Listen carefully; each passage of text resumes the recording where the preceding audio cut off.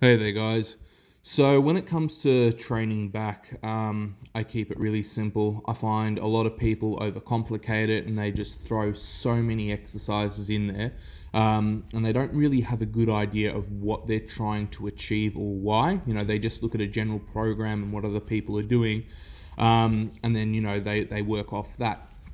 So for me, I focus heavily on pull-ups.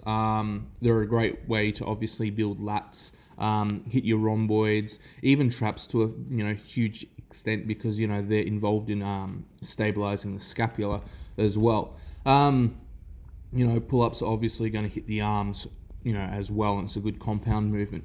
But the big advantage with pull-ups, say over rows, barbell rows, and deadlifts, is your lower back is not going to become the limiting factor, and you're not going to risk hurting your lower back. I don't go into a complete dead hang when I do pull-ups because I find that slightly impinges my shoulder.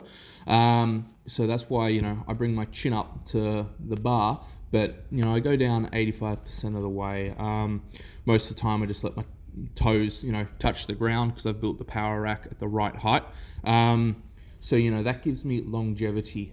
Break times for pull-ups, 2 to 3 minutes in between sets, and I focus on not so much pulling myself up, but I think of pulling my, let's say, elbows towards my hips. So I'm not really trying to pull myself up, and that's a secondary, thing that happens because of how the muscles work.